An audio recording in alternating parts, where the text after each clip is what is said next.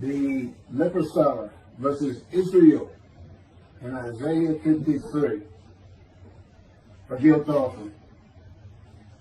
What is the Messiah's name? The rabbis said his name is the leper scholar, as it is written, surely he hath borne our griefs and carried our sorrows, yet we did esteem him a leper, smitten of God and afflicted.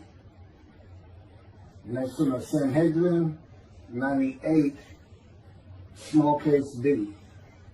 The belief that Isaiah 53 describes the Jewish people as the man Israel, that is often attributed to Rashi, is now the prevalent teaching on the subject. Rabbi Singer of Outreach Judaism is one of the most followed on the internet in his analysis of Isaiah 53 being Israel. His analysis is very similar to Christians, in that he believes the animal atonement and worship laws of the Torah are to be applied to a man, to men actually, and women and children of the Holocaust. The Christians call Jesus the unblemished Lamb of God. Rabbi Singer says the Jewish people who were murdered and slaughtered in the Holocaust were ram guilt offerings for the purpose which might prosper of having the Jewish people return to the promised land. That would be God's purpose that might prosper in chapter 53. Rabbi Singer's commentary from his midrash, Isaiah 53, Jesus or Israel, on Isaiah 53:10. This is posted on a Facebook page. The end of it says, share this with all your friends. In other words, anybody can use it. So, yeah.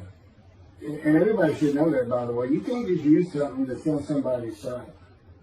But if you're given the authorization to use it, it's okay, but you still can't perjure or slander me. I'm a lawyer. I don't practice, but I am a lawyer and I know these things. So, I'm just going to really deal with 53:10. I'm not going to go through his whole midrash or anything.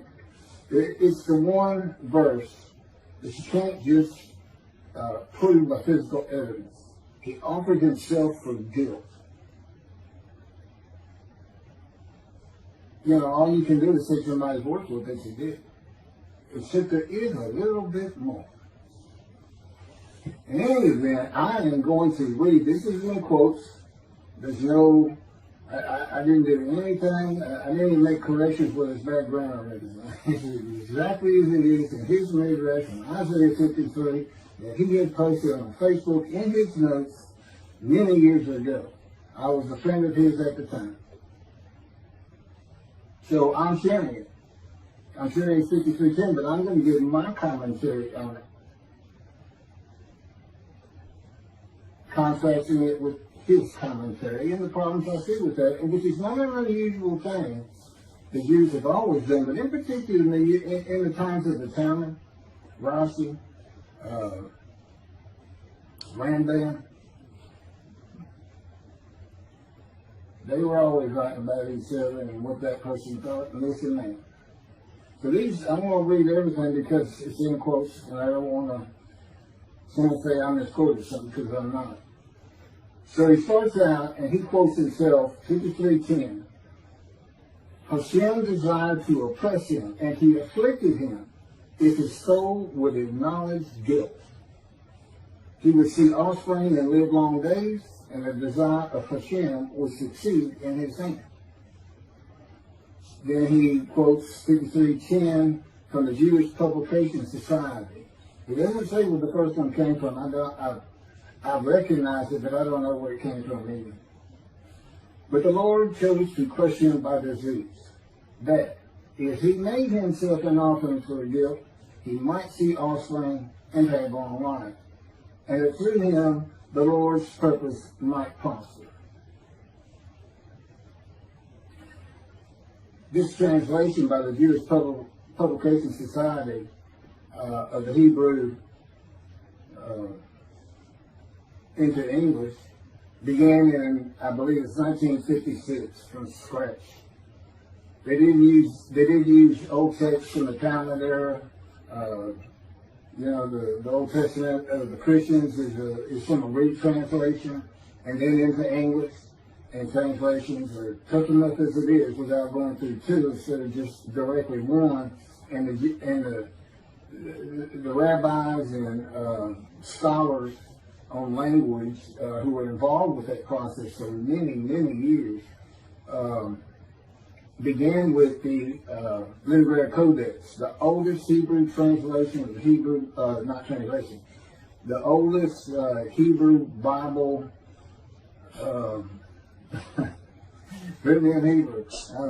It's and they translated it. It's one that's been used for hundreds of years.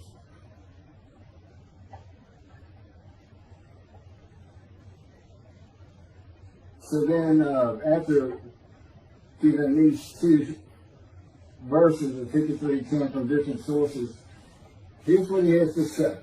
Not only are we stuck with the same God punishment, God situation here, as we were before, this one is even more perplexing.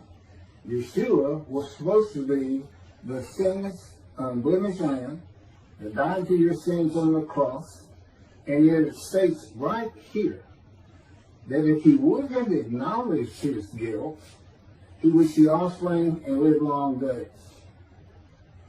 The JPS, Jewish Publication Society, rendering gives a little different twist to an already sticky situation. It says, parentheses, if this were referring to Yeshua, close friend, that the Lord chose to crush him by disease. I don't know if you can classify a cross as a disease or not, but I don't think hanging and being crushed are the same thing either.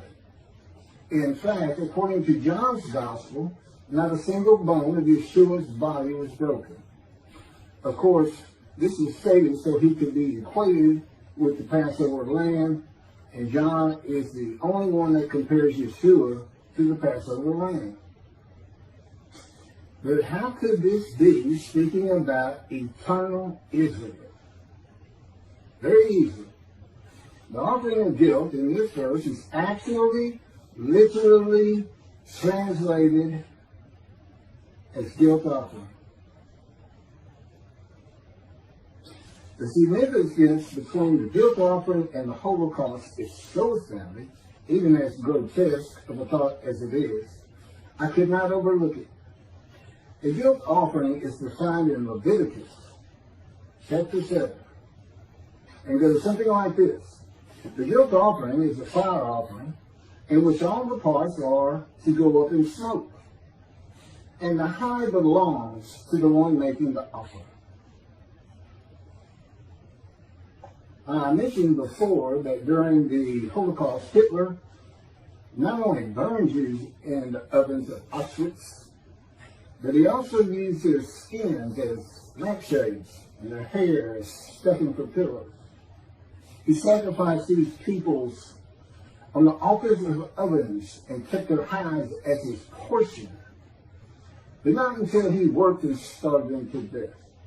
So, after the atrocities of World War II, the Lord's purpose had prospered, because the land that was sworn to us is once again being inhabited by its rightful owners and is awaiting the final ingathering.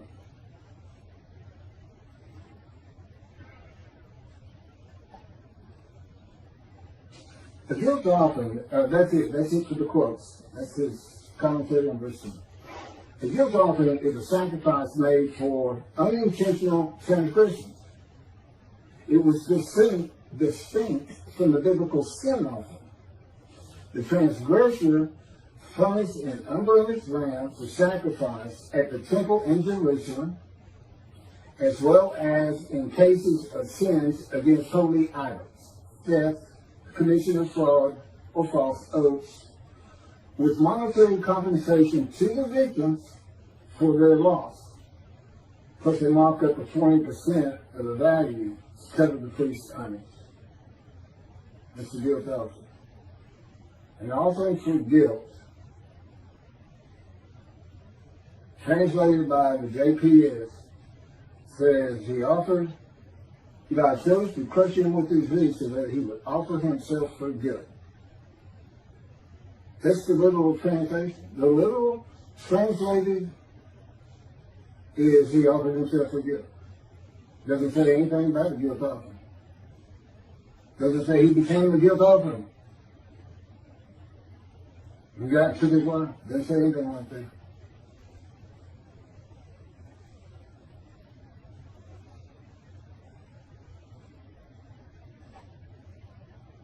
The Jewish people murdered in the Holocaust had not made any unintentional transgressions against Hitler and did not make monetary compensation to Hitler if they did. It is the people Israel that makes themselves an offering for guilt, and Rabbi Singer analysis, though he seems to be saying Hitler made a guilt offering to God of blemished rams. And these aren't this is an unblemished Lamb of God. The unblemished rams of God for guilt offering sacrifices. These are all just regular people. Everybody has some sins in their life. So they technically, if this is what happened, I really can't figure out what he's done here. But I do my best. I try to keep an open mind. But you can't offer an animal in any of the offerings that's blemished, defective, sick, disease. You can't offer them. God won't accept them. And human beings are not a part of an animal sacrificial and atonement system. System of running. Running what sin is. Running, it can cost you. You might have to give up your prized animal if you want to be forgiven by God. And it teaches you how to cook your food. It's a system he did away with through his prophets. Isaiah chapter 1, Amos, Psalms. He told the Jewish people. Not only did he say, do not sacrifice your children, which they were doing to the fire god all too often, but he told them, I no longer want your animals. Stop sinning is what it all boils down to. And this is even picked up in the book of Hebrews as a Christian. Basically, Jesus said, God no longer wants bulls and goats for sin. He has prepared my body to sacrifice for sin. The final sacrifice. His body prepared by God. I don't believe that any more than I believe God would accept a blemished Lamb of God, because, and I've already shown the video, you cannot deceive. It's written in the scripture how he manipulated and lied and changed verses. He's a liar and a deceiver. He's a false prophet. He prophesied 5 times of his return and he never did it. And he even said it's going to be quick, it's going to be quickly, it's going to be quickly. That's been over 2,000 years. But basically, it was his generation. When he was born, everybody alive at that moment is his generation. When they're all dead, his generation's over. They're all dead. He said, I preach you shall see me return. Sounds kind of vengeful, kind of like the movies you see with the fellow getting ready to be electrocuted and tells the Lord, I'm coming back. Harsher. You, the people of Caesarea, there are those amongst you who will see me return. You never did.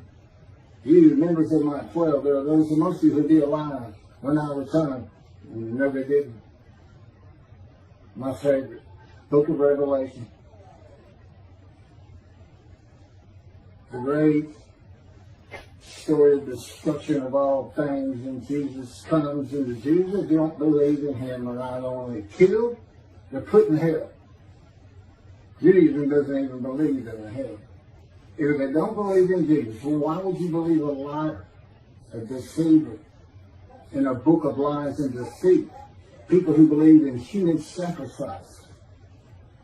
being healed by the blood of the death of another? Do they not want to be responsible for their own actions as it is? It's a sick, sick religion. And if you knew God as I knew God, you would know how repulsed he is at the thought that he would offer a human sacrifice to anyone, much less the Gentiles. He doesn't give any. You sacrifice to the gods remain as dead to receive favor. What favor did the Gentiles give God? With their presence in heaven? The continued sinning? I've been told Jesus won't just forgive your sins if you accept him. He's going to forgive all the sins you make the rest of your life. Because he already knows you're going to do it. So he's forgiven you.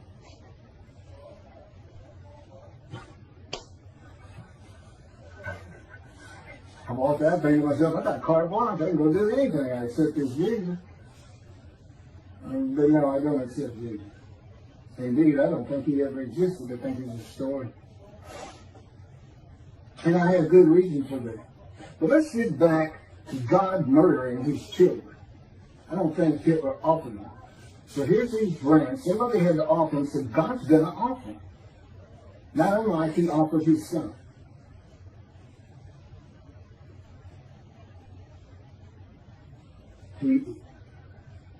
There's no explaining.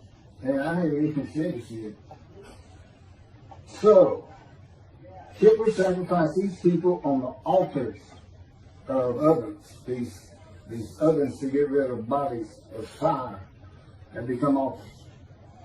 And kept their hides as his portion. It's very interesting. Because in verse 11 of Isaiah 53, the righteous servant who makes the many righteous receives as his portion the many, and as his spoil the multitude. The reference is to the people he's making righteous, the many. Many will be made righteous. My righteous servant hates the many righteous. Your portion, the many. You keep your followers. Make you donate to your cause, giving God's temple really good. But I gotta wade through rabbis like this. And Jews for Judaism and Michael Skoback, who basically just ignores Ken. It's so simple. If you're going to use Israel as the man to be identified in Isaiah 53, who's supposed to be God's representative, like Moses in the day of the Lord, but if you're going to use them, you're going to have to use them as God used them with Moses. You gather every single one of them. They have to agree to a man. I want to know when all Jews got together as one and were plagued by God with disease and brought to grief with sickness, that they would offer themselves for the guilt of God. They give them long life and make the many righteous. How many people did the murdered Jews of the Holocaust make righteous? How many of them saw their children after that? None of it makes sense. And Hitler's portion, is it him? Did he make the offering? Why is he getting a portion? Is Hitler the righteous servant of God? It's what he's saying. It's mind-boggling. And yeah, he's got thousands and thousands and thousands of Jewish people believing this. And I'm that man. I'm God's representative. I am his Moses. And this is what I got to wait to.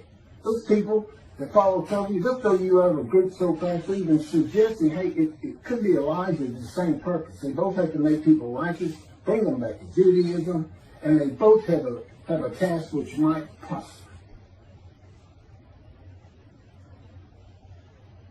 God's purpose in Isaiah 53 is not stated. We don't know it until Malachi 3, which is where God announces the day of the Lord. And he says, I'm sending my messenger, who is Elijah, and I'm going to return to my temple suddenly. That's his purpose. Okay, so picking back up. Rabbi Singer seems to be saying that Hitler is the man of Isaiah 53 who makes an offer of Israel, the Jewish people, which again would have to be all of them if you're going to call them Israel, as a Leviticus land guilt offering. And Hitler receives as his portion their house.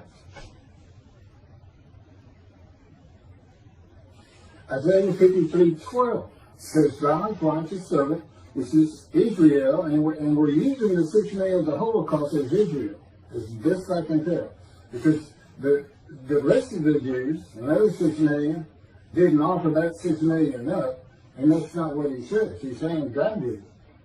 Because God's purpose was, I want y'all back in the promised land. So he murdered and created the Holocaust. I guess he raised Hitler up for that purpose. And I don't think so. I don't understand thinking like that either. I don't get it one bit. But that's me. I couldn't believe it when I read this. I really couldn't. And I'm going to offer myself a guilt. The guilt that the Jewish people feel from not being righteous, which is why they're sick and suffering in the opening verses. Who are the witnesses? It's not kings, as everybody seems to think from chapter 52. There's a reason they're in quotes. And then God says, well, you got to be suitable for my purpose. And the purpose is I want you to go make these sinners, these people who are sick, emotionally sick, from being unrighteous, by being my righteous servant. That makes them any righteous. But you got to be made ready. And I have a process you're not going to believe. It's like getting a cadet ready to be a Marine or a Navy SEAL, except multiply that by about 10 million. It's in his power. And with me, he came to me in the womb to make certain that I lived a life of suffering, filled with disease and injuries, and or just many other things. It's in the book. He went to the room. He came to the room with Jeremiah to make sure Jeremiah was a priestly, godly man. I was the exact opposite, an atheist for 60 years. And I had a furious spirit just like Moses and just like Ezekiel.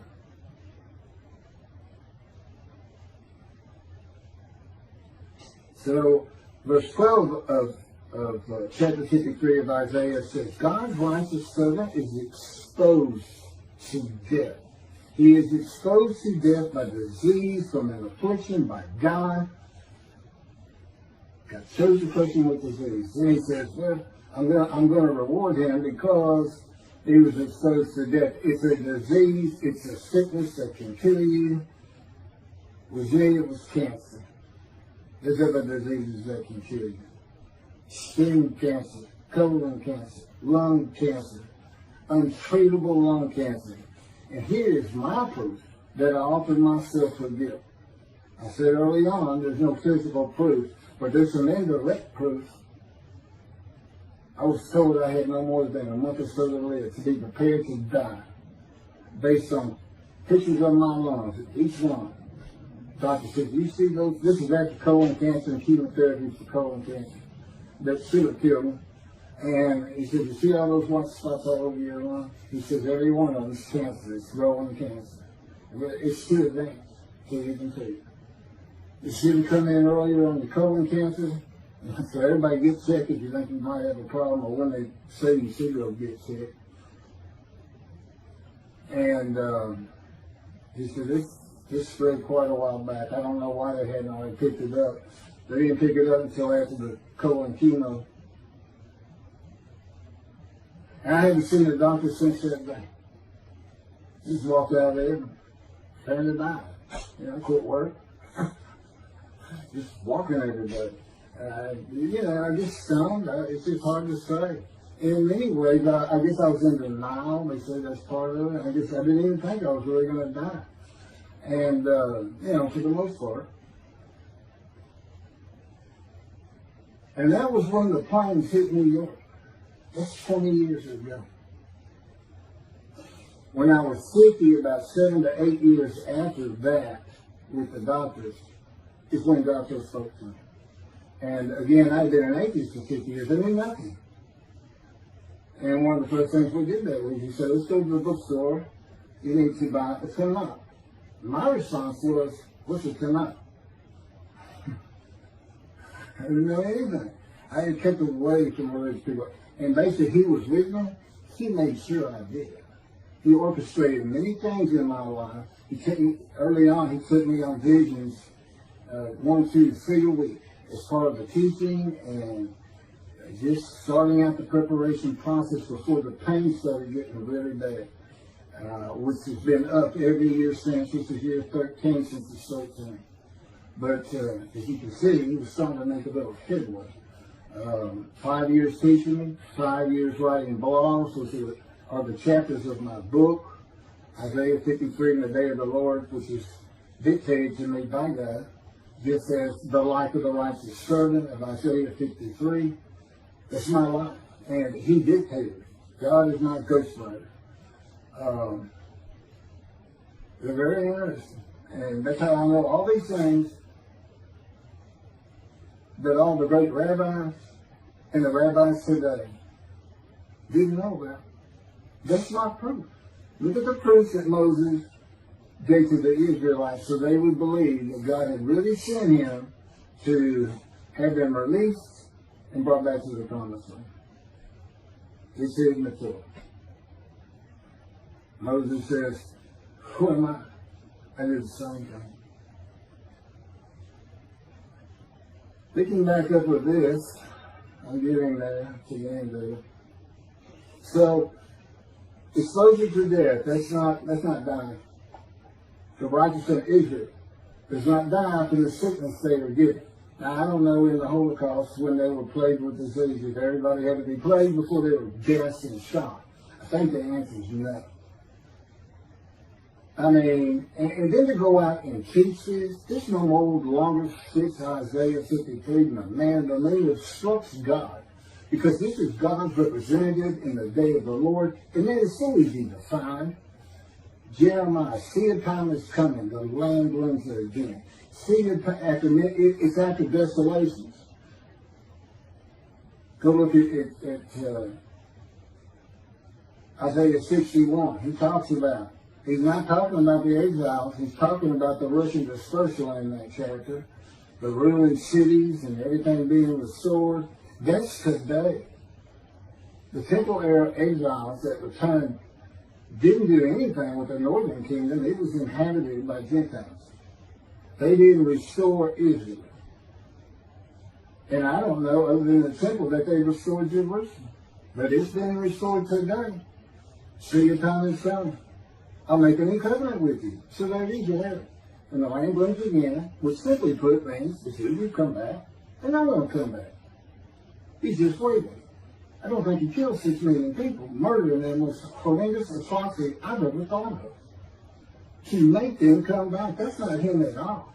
God's like, he's like that old crusty dad that just says, I made all of this for you, this big branch. I did it all. I struggled and I've always dreamed of you taking it all over and continuing our name. And he looks up and his son is in a dapper suit with a suitcase and says, going to the city. And he repeats what I just said. And the son says, no, I don't really want it. No, I mean, it's a nice place, nice land.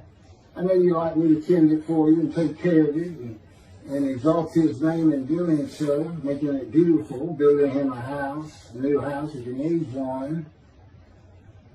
And then I'm going to go to the city, man. Now, I realize he's not getting pushed out by the Romans. But, 2,000 years went by plus, with no one really coming back to the story. And that's how the scripture read it, and that's how he writes it. I know all the practicalities, Zionism and everything else. But the fact is, they did return in 48, create Israel, and blooms again, Jerusalem's rebuilt, Jeremiah 31, 2 times to come have been fulfilled. Okay, we have a new covenant. There's only 2 covenants unfulfilled in the Hebrew Bible. The covenant of friendship that God grants when David, Moshiach, is here in Malachi 3, the day of the Lord.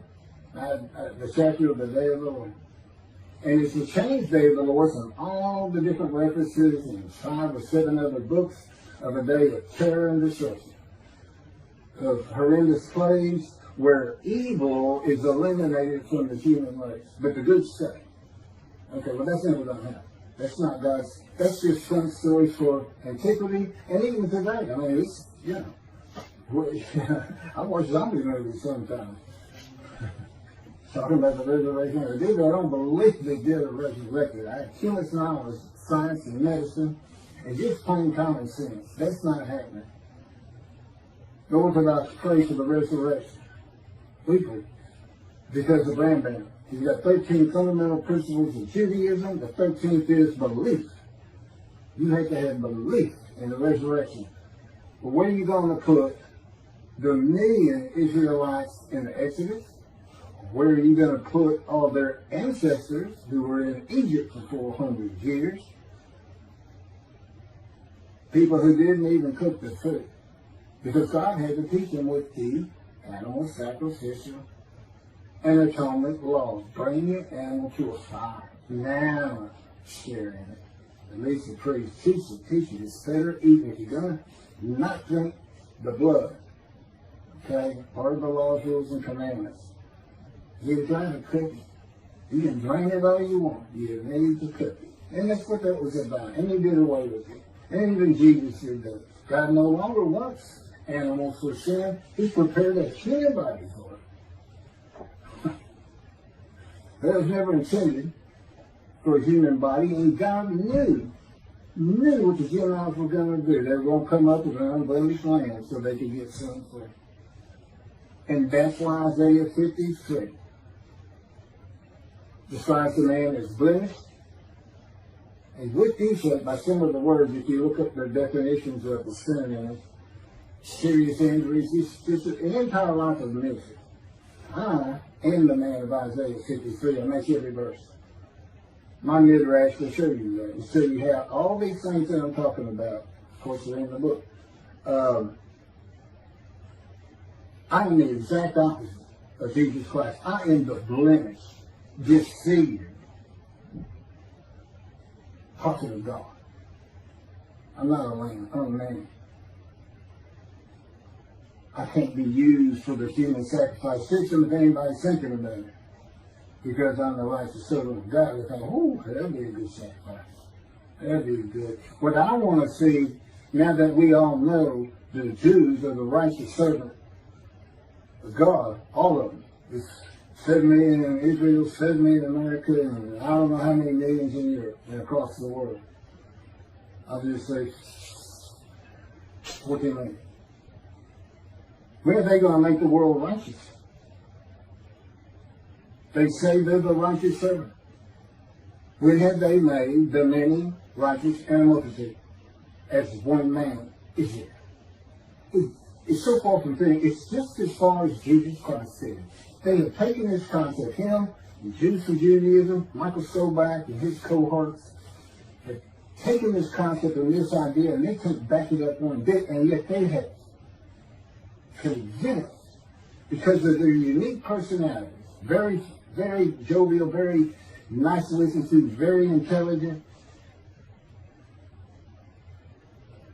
but with false teachings, and thousands of Jewish people believe this. It's Israel. I can't even mention it could be Elijah, much less a Gentile. But that is exactly what God did so he could have his vintage and vindication against Christianity by saying, you know what? My Isaiah 53 describes a Gentile. I come from Adam. I wasn't allowed to go through Adam with Moses. I come from Adam. In the Talmud, that's Christianity. The South and Adam. I'm coming from Christianity, and it says in chapter 63, and of the peoples, the Jewish people, the Jewish people, none are with him. Comes with the Gentile. And it's for his vindication against the Christians because he knew what they were going to do. And Jesus is a Jew. He can't fit it. He's not from the stump of Jesse. He's from the failed ancestral tree. He can't be the man of chapter 11, the anointed, Moshiach, who is described in 53. He can't be him for so many reasons. His lies and deceits. And maybe other rabbis who've seen these signs, like for Zacharias, the riding the ass into Jerusalem, and he says, I'm going to be crucified there by the Gentiles. When you look it up, and he says, all the prophets like this have made. Well, there's 20 prophets in the Jewish Bible, and not one of them says it. What one does say is, the Moshiach will ride ass into Jerusalem. Basically means he's going to be a humble man that doesn't have to be created by me. God's making sure Moses ended up being the most humble man on earth. And I know why. It's because of how God treated you. But I got too much of David that I have to show in the purposes that I have. My spirit is still furious. But the good thing is, I don't feel the fury inside. You can have me talk like this, like I'm furious, and I'm fine. This stuff, I won't even hardly remember saying anything. It's incredible. The stories I could tell people once this gets going, just sitting around there, for those who truly believe. And the evidence is overwhelming. Cannot believe it. It's really to tell me you didn't ever believe Moses. You and your ancestors would have died in Egypt. You wouldn't have gone. You'd have stayed. You can't use animal sacrifice for human beings. It's just mind-boggling. Absolutely mind-boggling. Okay, let me see one there. I think I'm about done.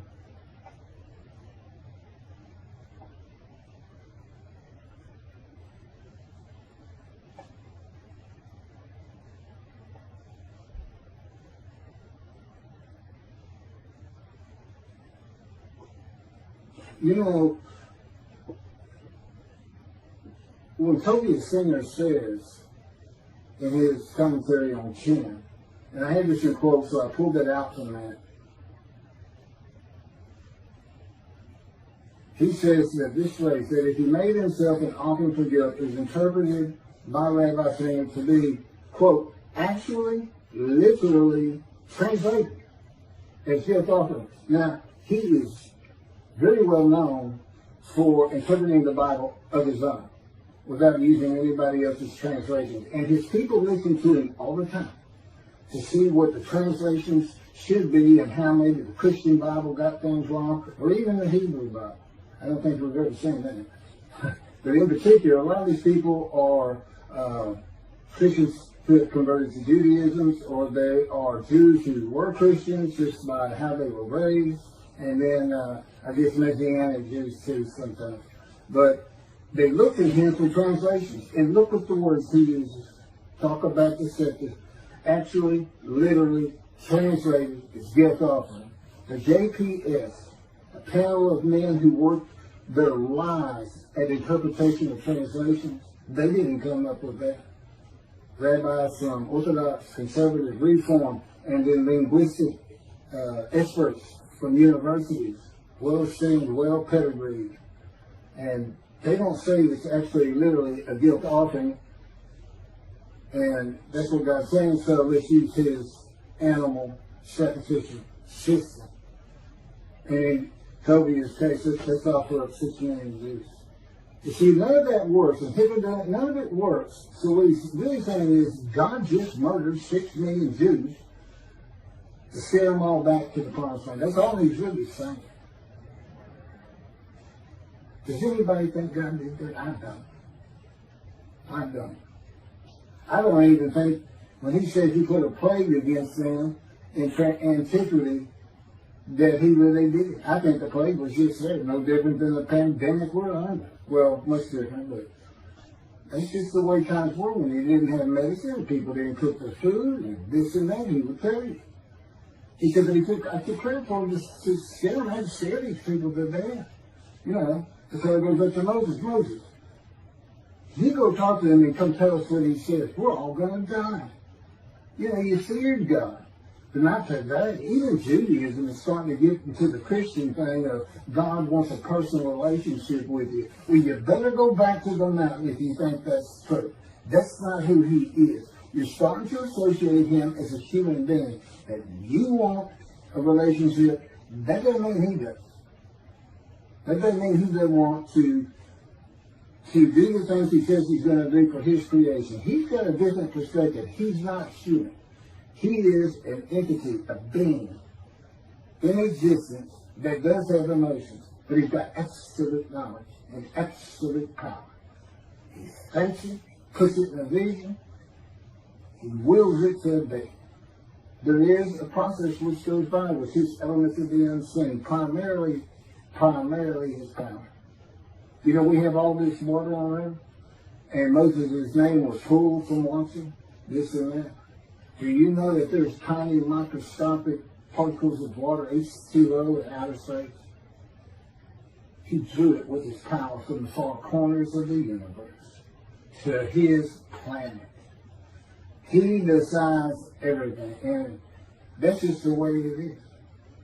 And he doesn't care for the fact that the rabbis have decided to stay in antiquity in the Dark Ages. And anything those people came up with which fit their world, but can possibly fit our world, they need to change. He expected more of them. They dismissed. This is the record. I'm bringing it for him. That he orchestrates every single word from my mouth.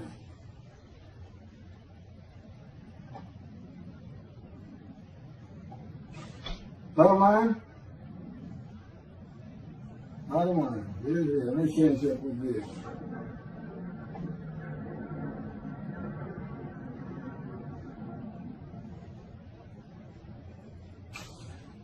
Who receives the long life? I want to know who receives the long life. Because it's not Hitler and it's not the victims of the Holocaust. Who receives the long life?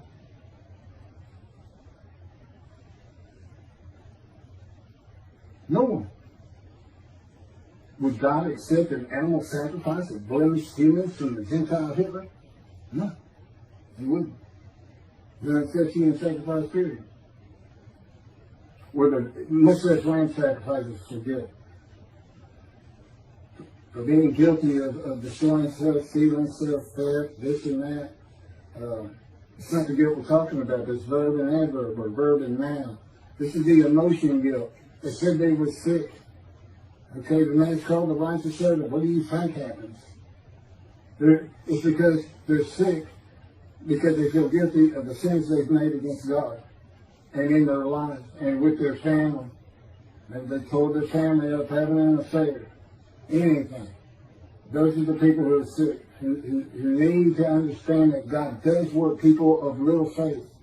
That God does do what he says he's going to do, and he does it in the manner he's always done it. He selects a man.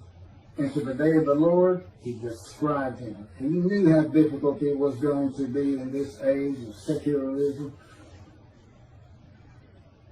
atheism. You know, taught me I'm an atheist. But he taught me up well.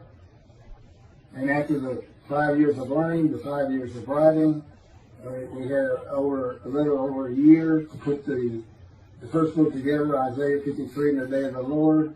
And then just recently, that was a year and a half or better ago. And then here just recently, he just all of a sudden had me write The Life of God's Righteous Servant, dictated it to me. And it didn't take 7 days to put it together. Although I'm still tinkering with it, changing things. Which makes me feel like I'm part of it. He does that for me. I always feel like I'm filled myself. Still make mistakes and errors, this and that. But when I'm dealing with his stuff, I don't ever worry about it.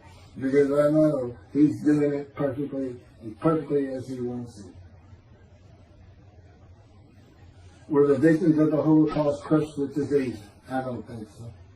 I've never heard such a thing.